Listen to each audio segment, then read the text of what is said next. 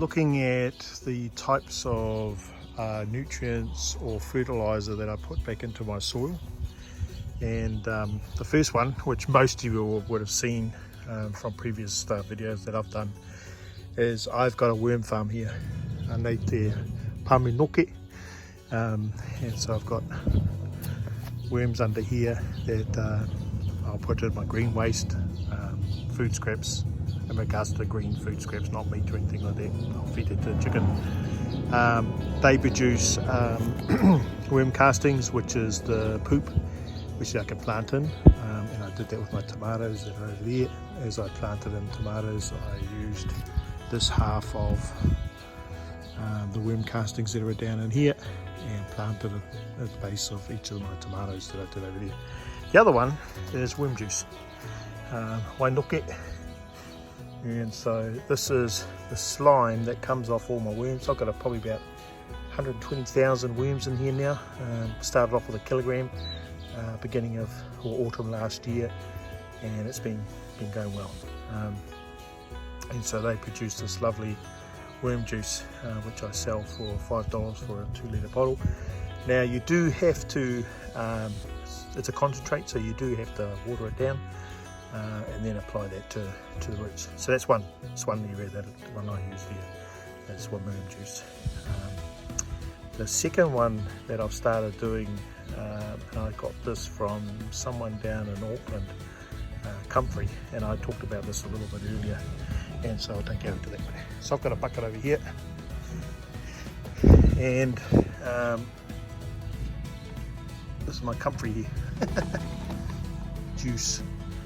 And again, you have to water it down, but in here I put comfrey leaves in it and I put water in, and then I've just let it do its thing, poke away there, and I'll utilise a mixture of that with water. So let's say 40 mils to a 5-litre container,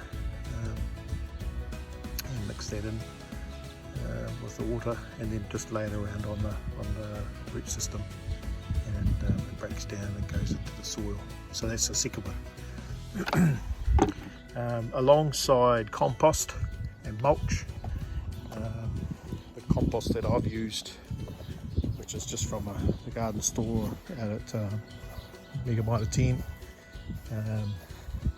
or so I've shown these before, but simple number 8 compost. We are wanting to do our own composting because this and wood chips is our biggest expense. So it is all about soil health and protection of health, and without having the mechanism to do composting, although we've done it a little bit. So for example, when we made that garden over there, we had a compost pile over winter, and then I used all the compost that we gathered out of that and planted it in there. Other nutrients or products that we use, I'm aiming for a organic growing, so I go for this label of products that we buy. Now I don't support any, in the sense of I don't get any sponsorship or anything from these, but these are just some of the ones that I use. So for lime, blood and bone, we've got sulphur, we've got this organic heme oil, which is for the rust, and so we use that for our garlic. So I try, I'm forever endeavouring to use products that are certified as organic, and again we have to dilute these down depending on what's going on in the soil. I used this for my garlic this year, which is over on that side. I think probably because it's a bit of a trap there, you don't get much air circulation. Next year when we plant our garlic, I'm going to probably do it over this side where it's open, so that we can plant garlic in a way where it will grow through and have plenty of aeration of air around it. Yeah, so other products we'd use, or items we'd use, we've got farmers locally, and I'd draw on their sheep pellets or manure. Again, I actually won't put that directly into soil. I've got a bit of a open compost over there, and so I'll mix it in and allow it to break down a bit, because it's still, as a raw product, it's still quite potent and can burn your plants. So I mix it into my compost. It's like a bit of a dynamite to the soil in the sense of the composting process. It just ignites it a bit further. You can buy sheep pellets, which I've used, and just sprinkle those around in the manure. Yeah, so those are the kind of things that you need to consider in relationship to your soil health and looking after the soil. Is you can plant, but the problem is as you grow more vegetables, the nutrient value in the soil depletes, because it's going into all the plants. And so you have to think about that. You have to consider what you've planted, what plants can help put nutrients back in, what you can plant together that help each other, what plants extract what in regards to your nutrients that are in the soil. So you have to kind of think all about that. So I've utilised all these things: worm juice, my comfrey juice. Either I make my compost, but we don't have the ability to make a lot that I need, so at the moment I'm buying in compost. Wood chips as a covering, or mulch as a covering, breaks down into the soil, the plants break down into it.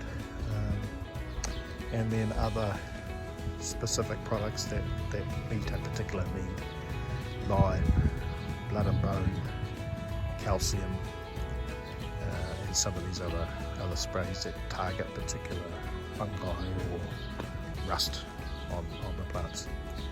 Okay, hope that's helpful. That's what we're doing here, and again, it's all about eventually you want to have healthy people. So to have healthy people, you need to have healthy plants, and to have healthy plants, you need to have healthy soil.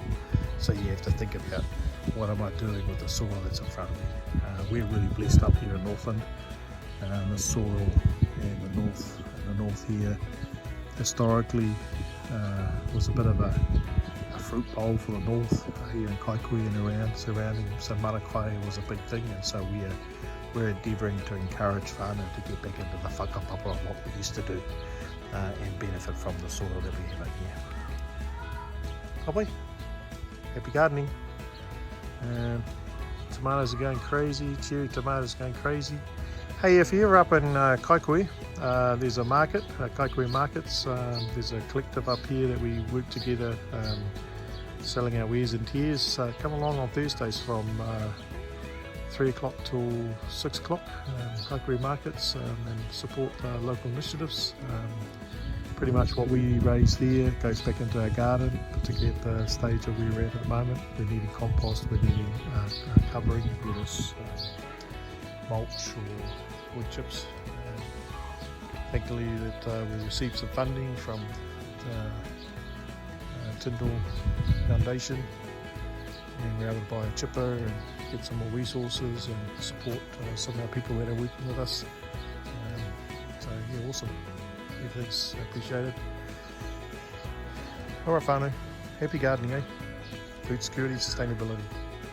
Alright, much love.